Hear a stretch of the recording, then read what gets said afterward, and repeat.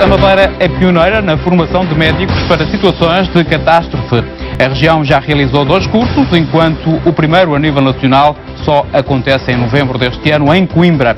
É para falar da importância destas formações em cenários reais de catástrofe que convidamos o médico Pedro Ramos, diretor do Serviço de Urgência do Hospital do Funchal, que é também instrutor europeu de trauma e emergência em catástrofe. Muito boa noite, Sr. Doutor. Boa noite, Virgínia. Qual é a importância e as mais-valias deste tipo de formação? E começamos aqui por falar nesta resposta médica a catástrofes. Boa noite aos espectadores. Agradeço a oportunidade para falarmos destes temas, uns temas que nos são muito queridos para o Grupo de Trauma do Hospital do Funchal. Tem sido um percurso com início em 2004, vamos já com 10 anos de evolução e naturalmente que ao longo deste percurso a possibilidade de contactos, aquisição de conhecimentos, organização de congressos, simpósios e a participação noutros a nível nacional e a nível internacional trouxeram uma mais-valia. O interesse nestas situações foi um pouco determinado pela própria situação no Funchal e na Madeira. De facto, infelizmente, nos últimos anos começámos a ter situações de catástrofe e começámos a sentir a necessidade de dar uma resposta sempre superior no tempo perante estas situações.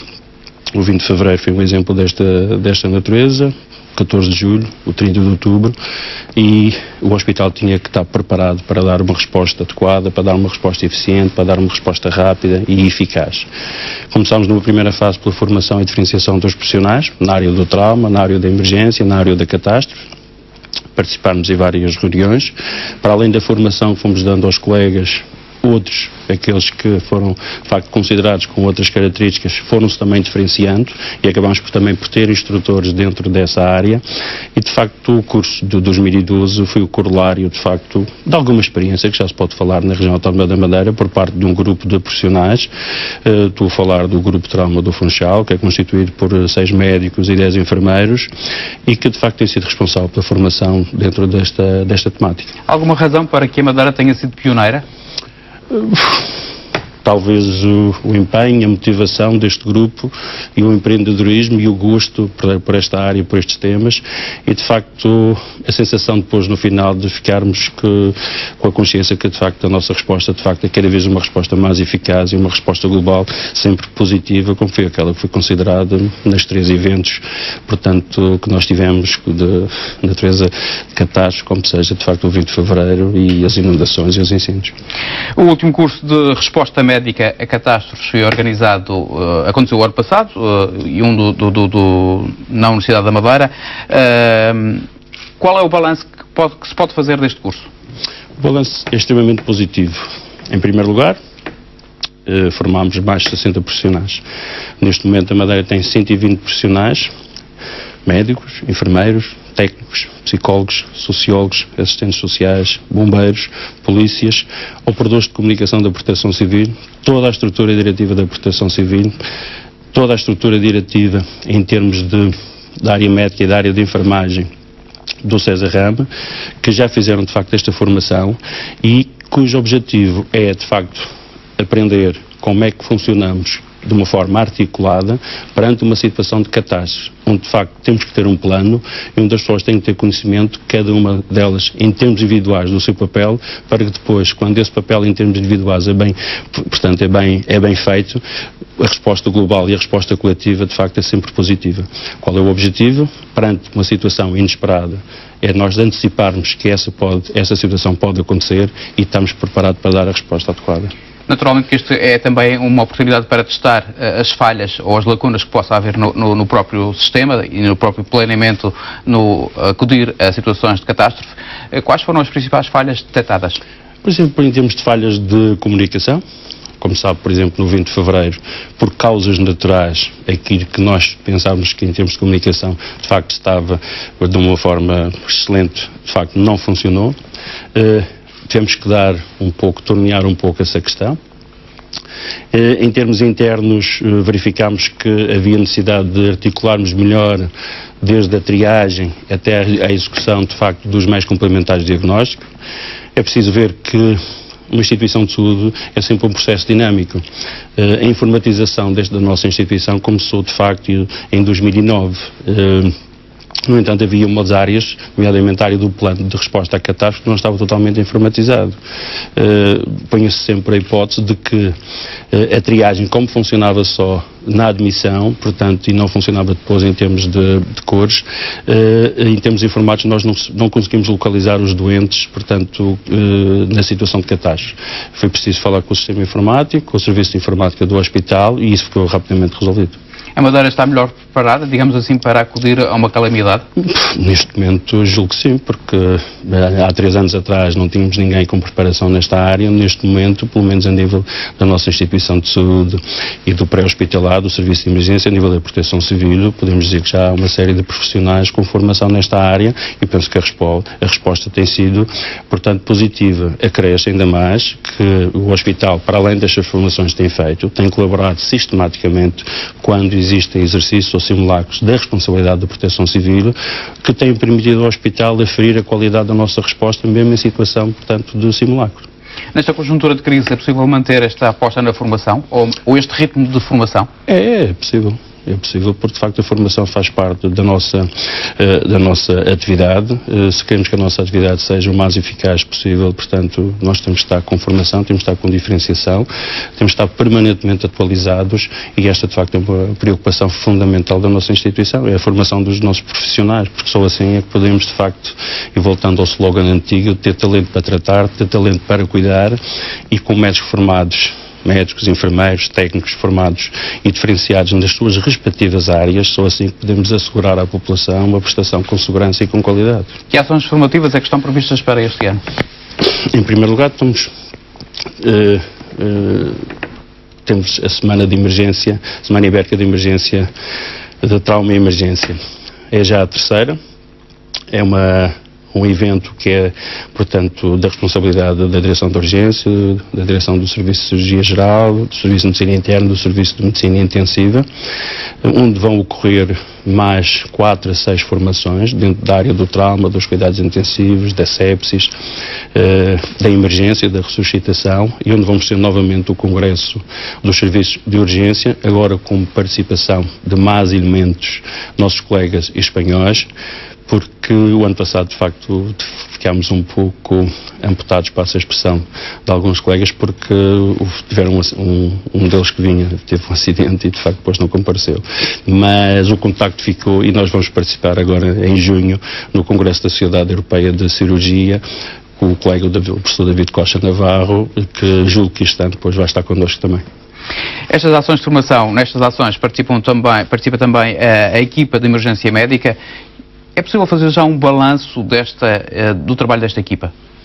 Da equipa de emergência médica pré-hospitalar? Pré-hospitalar. Pronto.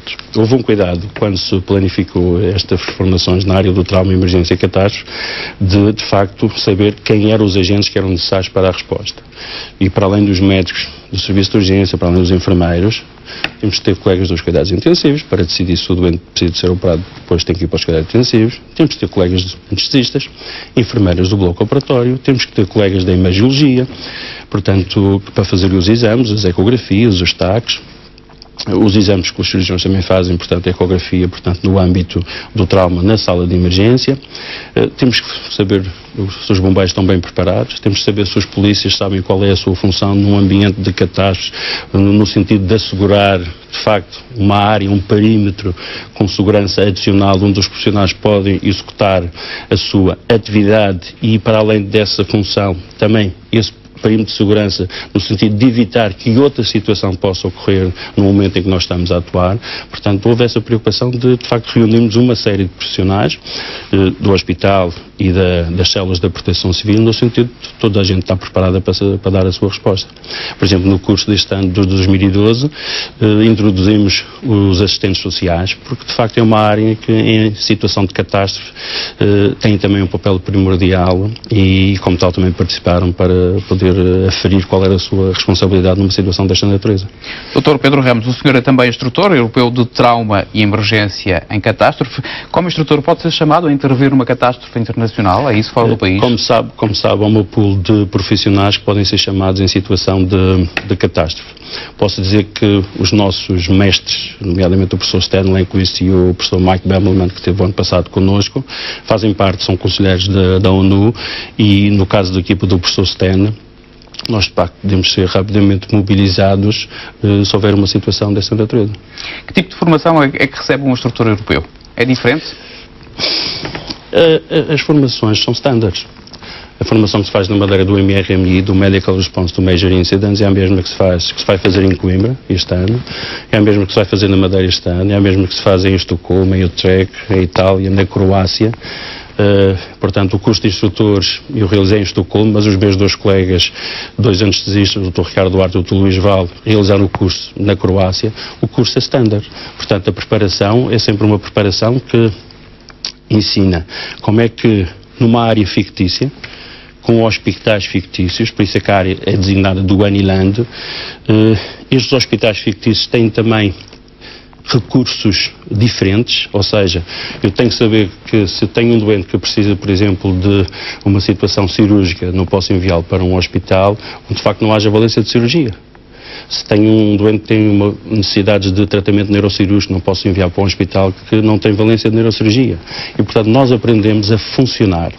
E funcionamos em pirâmide. Existe um controle regional, que neste caso aqui na região, portanto, corresponde à Proteção Civil, que depois faz o controle da resposta à catástrofe. E, nesse sentido, após o 20 de fevereiro, da parte do Coronel Narim, houve, de facto, o interesse e o empenho na criação do chamado Centro de Coordenação Operacional Regional, do qual o César Ramos tem um elemento de que faz parte e que congrega todas as estruturas que aqui na região autónoma da Madeira, numa situação de catástrofe, seja ela que dimensão tenha, portanto, todas essas pessoas são mobilizadas para uma reunião de emergência para preparar a resposta a essa situação. O senhor lidera, ou vai liderar o Grupo da Madeira que vai a Coimbra para a primeira formação dada a nível do continente. Qual vai ser o trabalho desta equipa que vai da região para Coimbra? Em primeiro lugar, uma vez que nós fazemos parte também do Colégio de Competência e Emergência Médica, há uma reunião em Coimbra já no dia 17, onde vamos estar presentes. Vamos já combinar com o Dr. Carlos Mesquita o espaço onde essa reunião se vai realizar. É uma reunião que tem a duração de 2 dias e meio, o evento tem a duração de 2 dias e meio, e eu levo já os conteúdos para apresentar ao Dr. Mesquita, os requisitos necessários, portanto, em termos de espaço físico, em termos de profissionais que eu acho que este curso deve ter. E, portanto, nós temos feito na Madeira com um número de 60 profissionais, sugeri isso ao Dr. Mesquita, e no caso do curso em Coimbra, o que vai acontecer é que vai ser oferecido a cada um dos hospitais ali da região centro digamos que uma proposta de que cada hospital participe com 15 a 20 elementos de diferentes áreas, para depois também esses hospitais ficarem com esse tipo de formação. Provavelmente, como é uma reunião internacional, ibero-afro-americana, poderemos ter convidados estrangeiros a participar na reunião, portanto, a fazer o curso, e de facto os instrutores, são os 3 instrutores da Madeira e 5 instrutores internacionais. Neste caso será o professor Stan Lenquist, que esteve connosco em 2010 e que é o mentor de todo este projeto do Medical Response to Major Incidents. A Madeira tem um centro de simulação clínica sediado no Hospital Dr. Nélio Mendonça. Este centro já está certificado?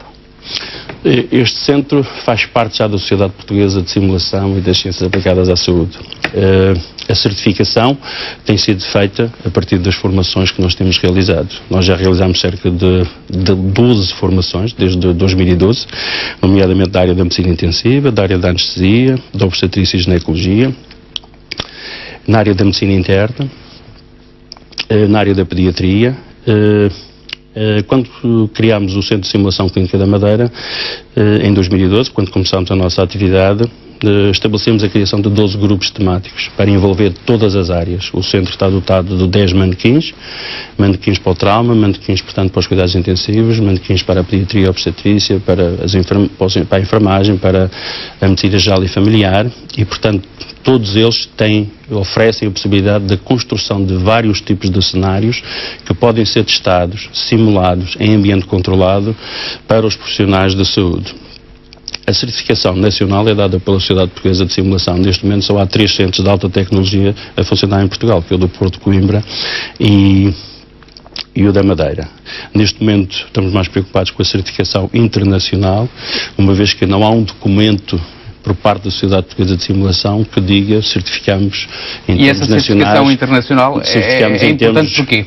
Esta certificação internacional é importante porque a visão do Centro de Simulação Clínica da Madeira tem como objetivo ser reconhecido entre os pares como um centro de referência em termos de educação usando a simulação, um centro de referência de qualidade que permita, de facto,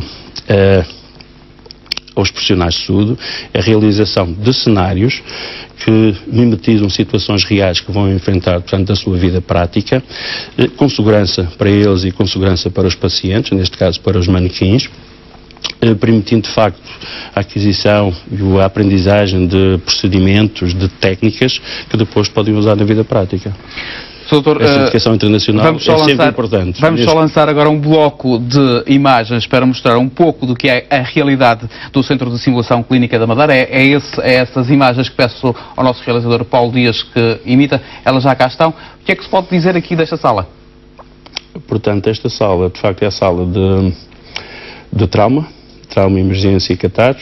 Este é um dos computadores que mostra, de facto, os sinais vitais do paciente. Nós temos aqui uma situação de trauma que, como podem ver, é uma situação em, de facto, a amputação do membro inferior, num cenário de um acidente de viação com encarceramento, e onde se pretende testar, neste cenário, a capacidade de decisão do formando, no sentido de rapidamente colocar um garrote para evitar que a hemorragia continue e depois levar o doente para o bloco operatório, depois de previamente estabilizado, para de facto corrigir aquela situação em termos de limpeza e tratamento cirúrgico.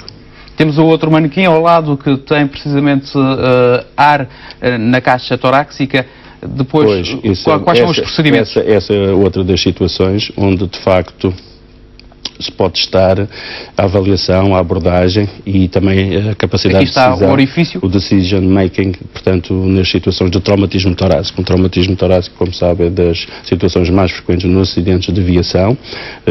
Muitos deles são objeto de intervenção cirúrgica, mas a maior parte deles nem por isso, e necessitam apenas de procedimentos simples, muitas vezes para tratar situações complicadas, como seja o aparecimento súbito de uma quantidade de ar que não é frequente num espaço, que é o espaço pleural, e cujo tratamento é a introdução rápida de uma agulha no segundo espaço intercostal, portanto, num dos lados do tórax, no lado correspondente onde há essa situação, dessa situação está-se a desenrolar, e que são procedimentos que salvam o paciente. Já que falamos... Se reparar, e em jeito de analogia, não se esqueçam que o acidente que houve com o autocarro dos espanhóis na Sertã, a maior parte dos doentes que faleceram por traumatismo torácico grave. Já aqui falámos da questão pediátrica, há aqui também uma formação a nível de obstetrícia, a colocação da ventosa, que é uma técnica de parto. Aqui é habitual treinarem os jovens médicos, é isso? Ou é também esta formação aplicada a todos os médicos? Esta formação é aplicada à área de especialidade, portanto, neste caso, a ginecologia e a obstetrícia. Foi uma formação que pensámos e que engloba duas vertentes. Uma delas que são os procedimentos básicos em obstetrícia e a outra as emergências ginecológicas. Nesse sentido, fizemos um contacto com o Centro de Simulação de Coimbra, onde, através da vinda de alguns colegas, foi possível dar formação a 18 profissionais, anestesistas, ginecologistas e enfermeiros, no sentido de testar e mecanizar as equipas perante situações que podem aparecer e que necessitam de uma decisão rápida. Ora, estas situações inesperadas, situações graves, aquelas situações que nós definimos como situações de crise em que é preciso decidir e no qual a decisão vai ser importante e vai ter reflexos no desenrolar, de facto, da situação, devido à sua importância, foi possível treinar estas equipas e este treino tem que ser um treino articulado. O anestesista tem que estar presente, o ginecologista tem que estar presente, o enfermeiro, o obstetra e o ginecologista também tem que estar presente. Só assim, treinando no modelo, quando a situação aparece na vida real, uma equipa mecanizada rapidamente identifica, rapidamente faz o procedimento adequado. Uma das questões, um dos modelos também simulados, é a presença também de familiares. É importante ter médicos ou profissionais de saúde que saibam comunicar com o familiar que se encontra na sala de espera. Portanto, esta é outra das vertentes do treino em simulação. Temos a vertente teórica, temos a vertente prática e temos a vertente comportamental. A relação médico-doente no ato médico é extremamente importante, mas a relação médico-doente, enfermeiro-doente, assistente operacional doente, técnico doente, é muito importante no ato de saúde, porque o ato médico é o ato realizado por um profissional. O ato de saúde é um ato que resulta da atividade de uma série de profissionais, que todos eles, através da sua experiência e da sua formação, se fizerem todos os procedimentos adequados, o ato de saúde perante um determinado doente é sempre um ato que resulta de uma forma positiva e que o doente agradece e lembra-se de facto de tudo o que aconteceu de positivo. Se algum dos profissionais de facto não desempenhou bem o seu papel, há uma referência em relação a esse profissional no ato de saúde, respeitando um determinado doente. Nós também fazemos o treino em simulação de atitudes comportamentais, de ligação, de empatia entre os profissionais de saúde e os doentes, no sentido de melhorarmos, portanto, situações como aquela, como é que acompanhamos um doente em fase terminal, como é que damos uma notícia de uma doença má a um doente ou ao seu familiar. Tudo isso pode ser objeto de uma aprendizagem, pode ser objeto de um teste em simulação para, de facto, aprendermos a tratar melhor os nossos doentes. Quantos cenários podem ser criados neste centro de simulação da Madeira? Os cenários que podem ser criados são diversos, porque, repare, cada manequim tem a possibilidade de poder realizar cerca de 20 a 30 cenários. Qualquer um dos 10 manequins que temos, podemos realizar 20 a 30 cenários. São as doenças menos comuns que testam? O manequim que estamos agora à espera, por exemplo, que é o manequim da cirurgia, foi também uma das razões que, de facto, o curso não pode ser feito, mas também pelo material que vem da empresa Stores da Alemanha. O curso teve que ser adiado para junho deste ano. Possibilita o treino de 40 intervenções em cirurgia mini-invasiva e, como tal, é uma mais-valia para um cirurgião poder ir ao centro de simulação durante a sua semana de atividade no hospital e despender 2 a 3 horas a treinar no endotrainer e a treinar uma determinada técnica cirúrgica que até provavelmente vai executar na semana seguinte. E é muito parecido com a realidade, a simulação? É muito parecido com a realidade. O projeto traz poupanças, este é um projeto caro, foi financiado pelo programa Intervir Mais. Quanto é que custou? Pronto, assim a verba total eu não tenho bem em mente. Sei que este é um programa, portanto a verba foi obtida através do programa Rumos e Intervir Mais, da parte do César Rambo e da minha parte como profissional e como profissional envolvido neste projeto. Só tenho a agradecer as possibilidades que a região deu aos profissionais de saúde da região autónoma da Madeira para poderem ter mais esta ferramenta na área da formação. Naturalmente, com o investimento que se faz, e uma vez que foi um investimento partilhado, acaba por não se tornar dispendioso. Este investimento, se fosse de facto só feito de uma forma isolada pela região autónoma da Madeira, era um investimento que era considerado caro. Agora, vamos sempre a questão, é um investimento caro quando estamos a pensar em formar profissionais de saúde para tratar melhor os seus doentes, para que os doentes tenham menos complicações, para que os doentes, quando são submetidos a procedimentos, em vez de ficarem um dia no hospital, ou em vez de ficarem uma semana ou 15 dias no hospital, possam ficar menos tempo no hospital. É impossível estimar a poupança, digamos assim? Neste momento é um valor aleatório, não é possível de facto fazer assim uma grande comparação. Agora, que um investimento na área da formação tem que ser um investimento sempre pensado na poupança que depois a própria instituição vai ter no tratamento dos seus doentes, reduzindo não só os tempos de intervenção, reduzindo os tempos de internamento, reduzindo as complicações e as iatrogenias que poderão eventualmente acontecer, tudo isso somado, de certeza que o investimento que é feito é um investimento que acaba por ser barato. Dr. Pedro Ramos, o Centro de Simulação Clínica está pensado para colaborar com outras instituições? Que parcerias é que estão pensadas já? O Centro de Simulação Clínica está pensado, portanto, em estender a sua atividade não só à formação na fase pré-graduada, na fase pós-graduada, na formação contínua, na formação individual, na formação coletiva, na formação de team leader, na formação, portanto, na área comportamental, e nesse sentido nós estabelecemos parcerias não só com a Secretaria Regional da Educação e ainda com o Polo Universitário da Região Autónoma da Madeira, onde já houve visita pelos principais responsáveis de cada uma destas entidades para conhecer o centro, no sentido de que, de facto, no caso da Secretaria Regional da Educação, esta mensagem da parte do representante do Dr. João Estanqueiro, que esteve no centro connosco durante esta semana, possa fazer uma reunião com os professores e connosco no sentido de aferirmos qual a forma de que este centro pode participar na formação, por exemplo, dos alunos do ensino básico, que primeiro de tudo, acho que tem necessidade de conhecer o que é que a região tem. E, em segundo lugar, nós pensamos também o que é que podemos oferecer para a sua formação, nomeadamente dos alunos que já estão nas chamadas áreas da saúde.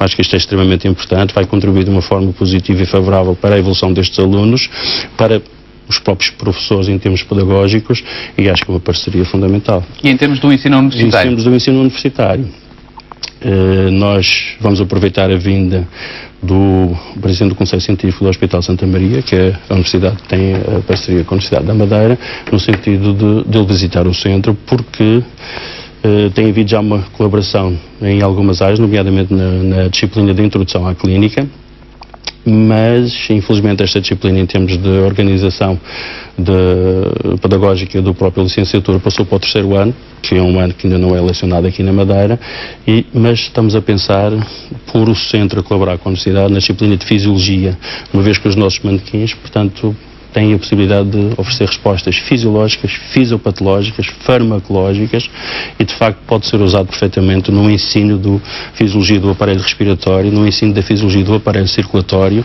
através de cenários de medicina baseada em evidência, o que é muito importante nos alunos numa fase da sua formação. Este centro pode ajudar a que o 3º ano do curso de medicina venha para a Madeira? É uma mais-valia e de facto uma ferramenta que vai ser necessariamente usada quando o 3º ano vier para cá.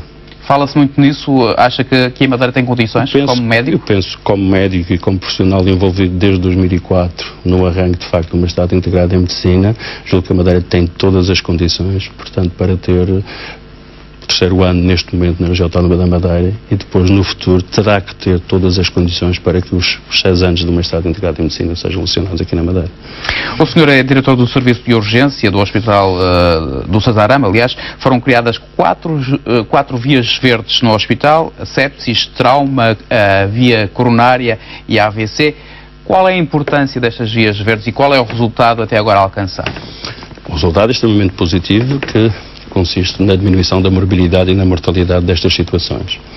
O facto de uma instituição como a nossa, a partir de 2010, ter a possibilidade de ter estas 4 vias verdes implementadas, significa, por um lado, que a planificação e a organização da implementação de sistemas de resposta rápida perante situações cuja morbilidade e mortalidade, em termos de saúde pública, é conhecida, as situações de trauma, as situações de infecções graves, a sepsis, as situações dos AVCs, os acidentes vasculares cerebrais e as situações dos síndromes coronários agudos, só é possível quando temos profissionais com formação e diferenciação para poder concretizar estes sistemas de resposta rápida. O que é que se pretende, ou o que é que se pretende com a implementação destas vias verdes?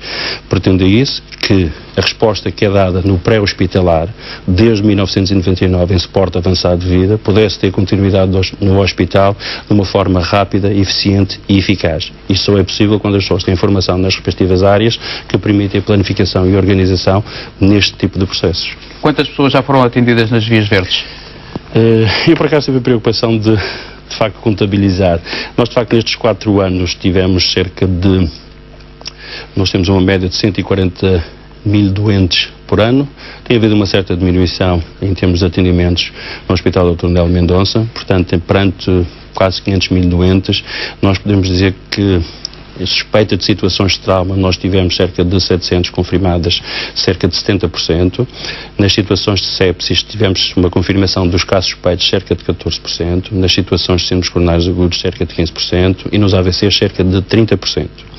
De facto, com 3 anos de evolução, é possível ver que nestas 4 vias verdes, há 2 em que a situação de suspeição pode perfeitamente ser anulada de imediato. É o caso da via verde coronária, é o caso da via verde da sepsis, em que de facto depois, nos vários passos deste sistema de resposta rápida, que já não são atingidos porque não cumprem os requisitos necessários, portanto podemos anular estas vias. O caso do trauma e do AVC é quase impossível. Isso são de facto as 2 situações em termos de vias verdes em que as suspeitas quase que são sempre momentaneamente confirmadas a posteriori. Falou de uma diminuição da afluência às urgências, isso tem a ver com o quê?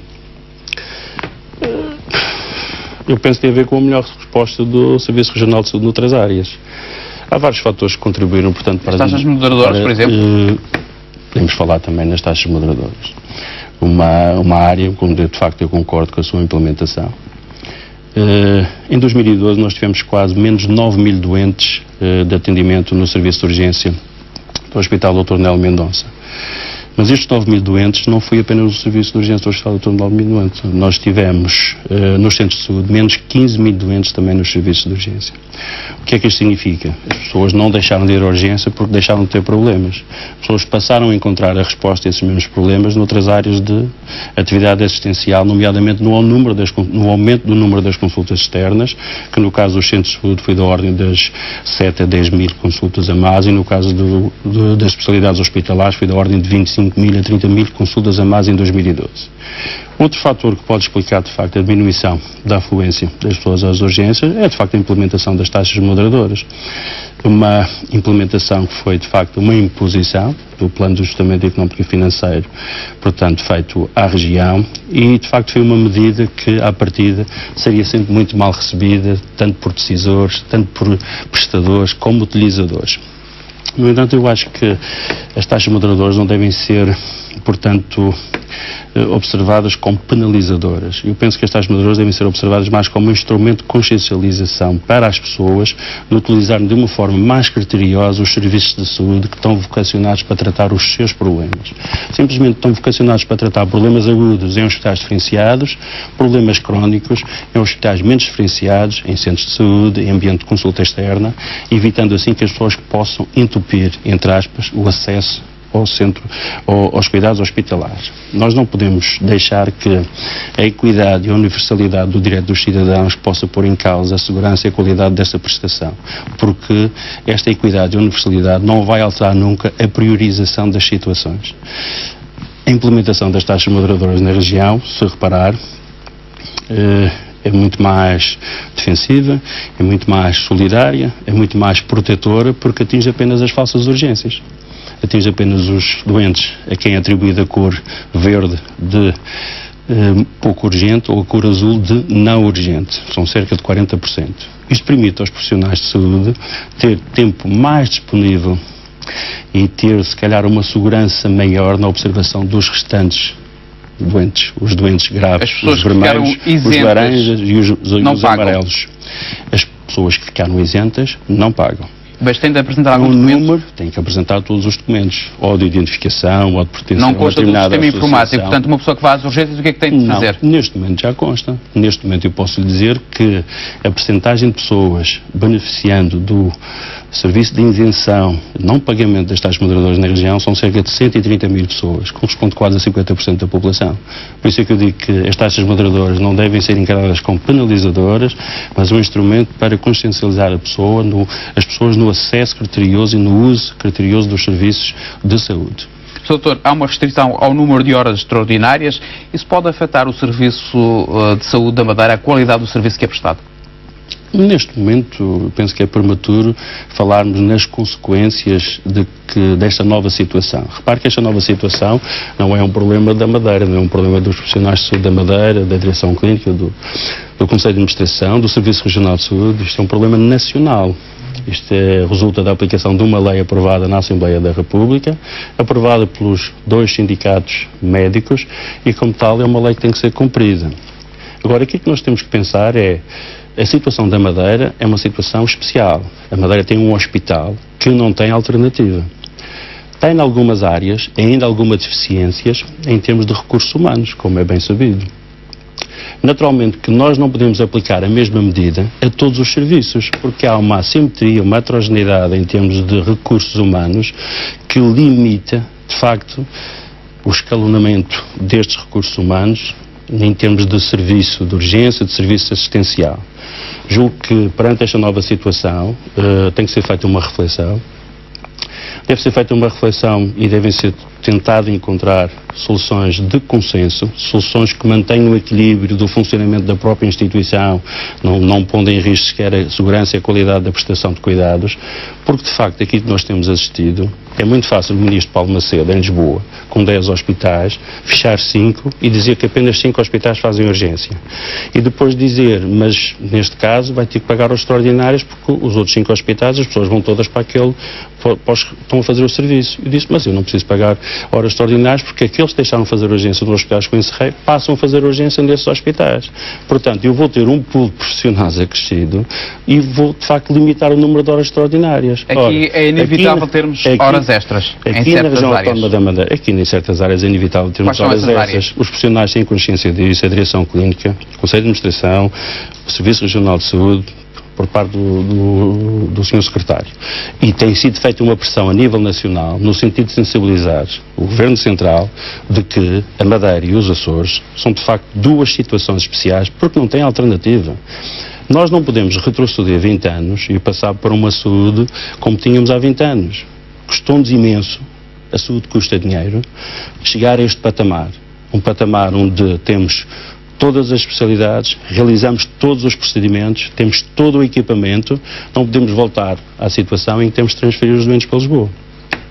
Todos nós temos consciência, tem sido feita pressão sobre todas as entidades a nível do Governo Central para ser sensível a esta situação, que é uma situação diferente, nós não temos alternativa, mas julgo que o bom senso leva a pensar que situações e decisões extremistas não são aquelas aconselhadas para ter neste momento. Todos nós, aqueles que têm responsabilidades dentro daquela instituição, devem se reunir, procurar soluções de consenso. O Serviço de Urgência, a Direção Clínica, o Conselho de Administração está perfeitamente aberto a dialogar com todos os profissionais no sentido de arranjar uma solução que permita, de facto, dar a melhor resposta. O diretor do cargo do Serviço de Neurocirurgia demitiu-se. Só um momento, Virgílio. Este tipo de situação que eu agora lhe disse, que se passou em Lisboa, com o encerramento de urgências e a manutenção apenas da abertura de outras, hoje saiu uma notícia na Renascença que há determinadas especialidades, a partir do verão, só vão funcionar em alguns hospitais. Isto é impossível de fazer aqui na região autónoma da Madeira. Nós só temos aquele hospital, é um hospital de nível 3, é um hospital que responde a todas as situações, agudas, urgentes, emergentes, crónicas, e como tal, um hospital tem que ser olhado de uma outra forma, por parte do Governo Central. Por todos nós aqui na região temos a consciência disso. Agora, temos necessidade de fazer mais pressão, nomeadamente com a situação dos Açores, que é semelhante, no sentido de ver se, de facto, podemos encontrar uma solução mais adequada à nossa atividade. Esta questão das horas extras terá levado alegadamente à admissão à admissão do médico Gil Bibiano, do cargo do Serviço de Neurocirurgia. O que é que tem a dizer sobre isto? Olha, em primeiro lugar, eu não gostaria de comentar essa situação, uma vez que o Dr. Gil Bibiano não está aqui presente. Tem influência direta sobre as urgências? As decisões ficam da responsabilidade das pessoas. Naturalmente, que o Dr. Gil Bibiano, ao tomar esta atitude, equacionou, se calhar, alguns fatores que permitiram concluir que esta era a decisão mais adequada a ser tomada. No entanto, nós estamos a procurar outras soluções dentro da nossa instituição, no sentido de arranjar soluções de consenso que agradem não só aos profissionais de saúde, porque o grande problema é, neste momento, as horas extraordinárias, há sempre necessidade de fazer uma ou outra. O problema que está a ser colocado aqui em questão é que não estão a ser pagas como eram pagas anteriormente. Mas isto é um problema que não se passa só na saúde, isto passa-se em toda a população madeirense, em toda a população nacional. Toda a gente tem essa redução nos vencimentos, nas horas extraordinárias, foi uma imposição da Troika. Portanto, há áreas específicas, há áreas que têm que ser olhadas de outra forma. Portanto, nós achamos que já esgotámos o nosso tempo. Desculpa. Quanto à falta de médicos, falou que havia falta de médicos em que áreas?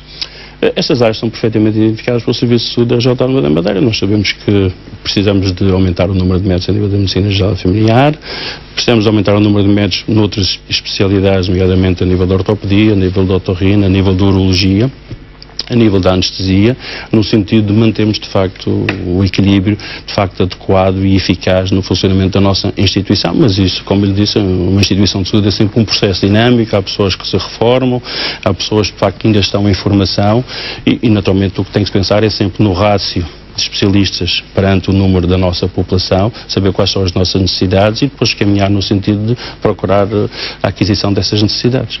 Dr. Pedro Ramos, muito obrigado por ter vindo à RTP Madeira. Nós colocamos um ponto final. Este programa é entrevista, assim especial. Desejo uma boa noite.